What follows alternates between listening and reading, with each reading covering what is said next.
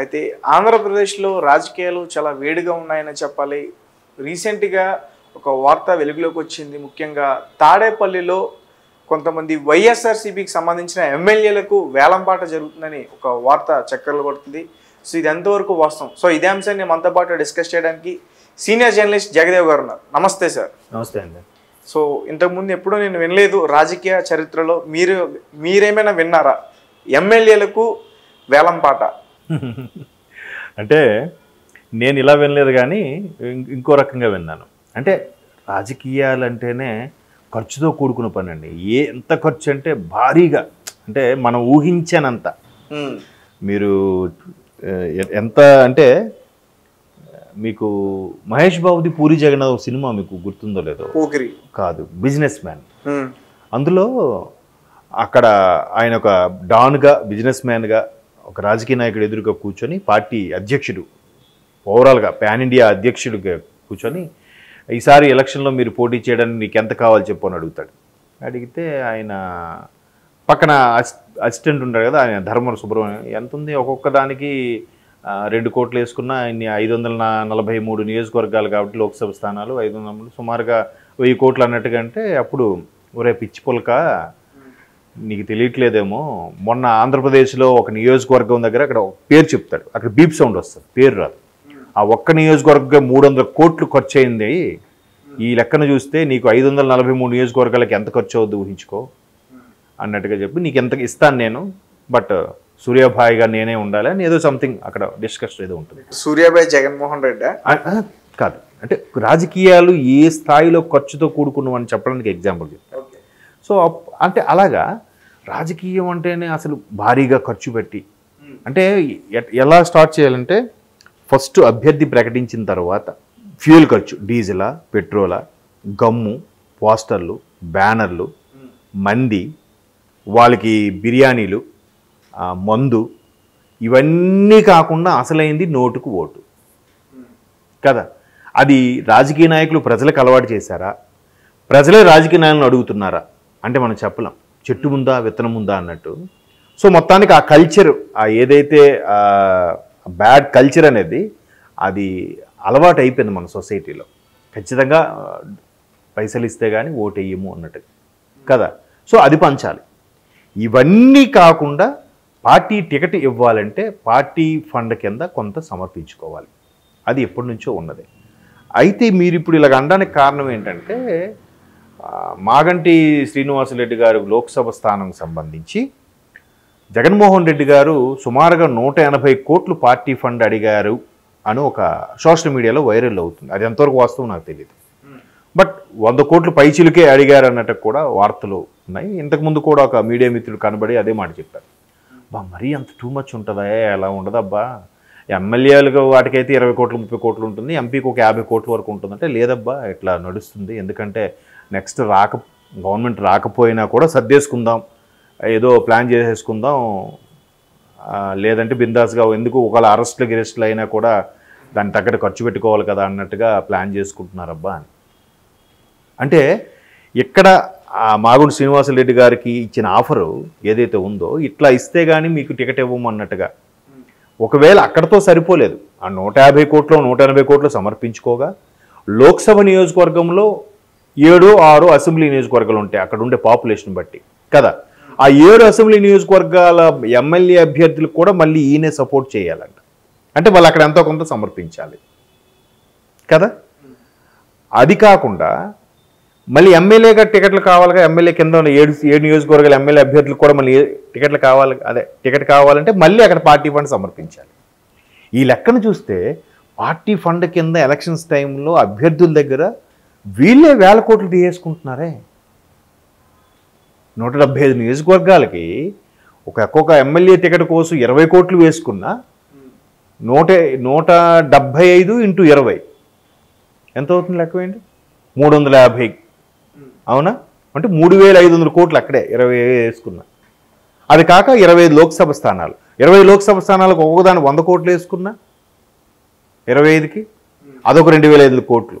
అంటే 6000 కోట్లు కేవలం పార్టీ ఫండే వస్తుంది.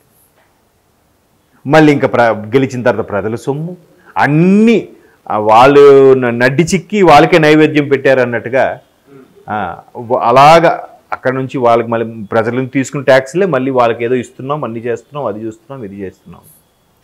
చూడండి అసలు ఎంత వేరే లెవెల్లో అసలు ఒక్కొక్కడు తిండికి లేకుండా చాలామంది ఇబ్బంది పడుతుంటే, అప్పుడు సగటు నాలాంటి వాళ్ళు అరే ఒక ఇల్లు కొనుక్కోవాలి, ఇల్లు కట్టుకోవాలంటే ఇబ్బంది ఆలోచిస్తుంటే, అక్కడికి ఏమీ కాదు, వేల కోట్లు అంటే వేసుకున్న కోట్లు నిజమైన కోట్లు అర్థం అవ్వట్లేదు.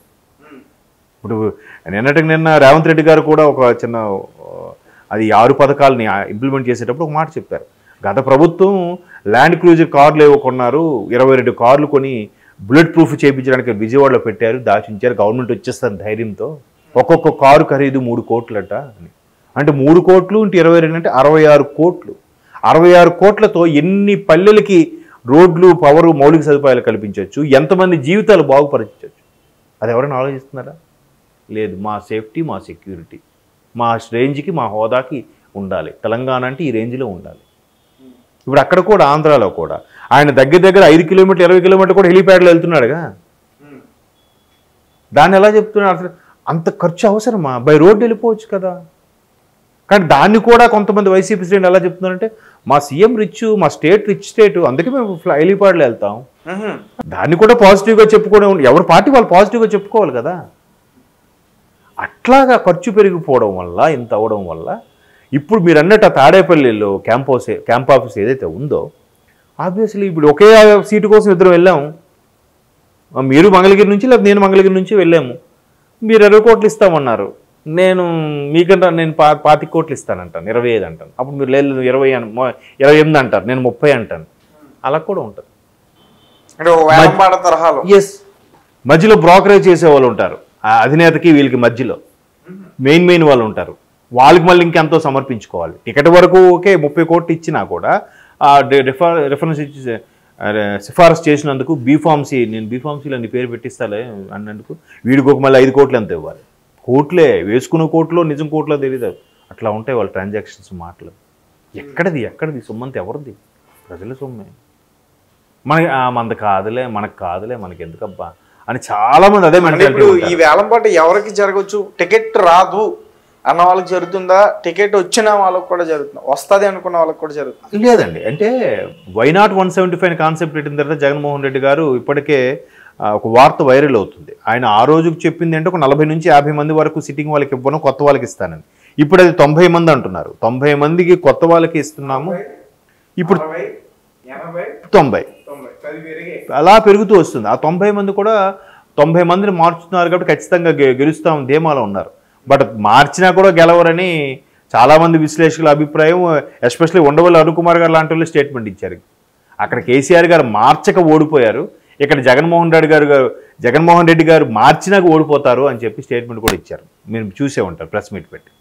సో అట్లా అంటే ప్రభుత్వ వ్యతిరేకత వచ్చిన తర్వాత ఎవరిని తీసుకొచ్చి పెట్టినా, నందిని పందిని ఆ పైనుంచి ఐరావతాన్ని తీసుకొని పెట్టినా కూడా గెలిచే అవకాశాలు ఉండవు.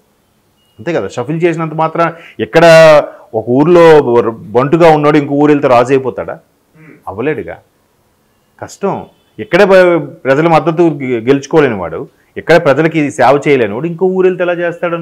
ఈ ఊరు పరిచయస్తులే నీకు నమ్మకపోతే పరిచయం లేని పక్క ఊరు నియోజకవర్గ ప్రజలు నిన్ను ఎలా నమ్ముతారు, నీకు ఎలా ఓటేస్తారు కదా. ఇది వాస్తవం కాదో మనకు తెలియదు, నీకు తెలియదు, నాకు తెలియదు. అవును. కానీ ఒకవేళ నిజంగానే అది నిజం అనుకుంటే ఒక ఎమ్మెల్యేకి ఎంతవరకు ధర పలుకుతుంది సార్?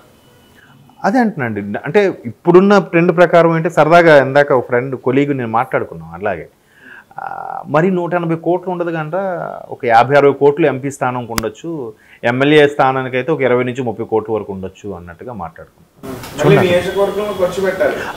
ఇది ఓన్లీ పార్టీ ఫండ్.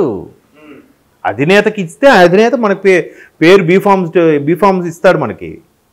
మిగతాదంటే నేను చెప్పాను కదా, మళ్ళీ నోటుకు ఓటు, ఫ్యూయల్ ఖర్చు, మంది ఖర్చు, వాళ్ళ ఫుడ్ ఖర్చు, వాళ్ళ తాగడాల ఖర్చు, పోస్టర్లు, బ్యానర్లు, స్టిక్కర్లు, స్టేజ్లు. మళ్ళీ ఎక్కడెక్కడ సమావేశాలు స్టేజ్ పెడతారా?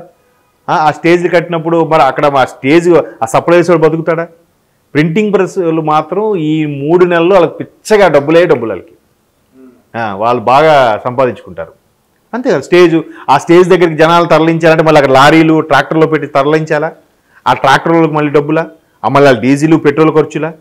ఎక్కడ వీళ్ళందరి కోసం ఎలక్షన్ స్టార్ట్ అయిన నుండి ఎలక్షన్ కోడ్ అమల్లో ఉండి పోలింగ్ వరకు కూడా కౌంటింగ్ వరకు కూడా ఒక ఇల్లు తీసి పెడతారు, ఒక పార్టీ ఆఫీస్ లాగా. వీళ్ళందరూ అక్కడ కార్యకర్తలందరూ పడుకోవడానికి. మరి అదొక రెంట్. వాళ్ళు ఉదయమే కాదు, ఉదయం టిఫిన్లు, మధ్యాహ్న భోజనాలు, రాత్రి భోజనాలు, మధ్యలో మందు గిందు అన్నీ.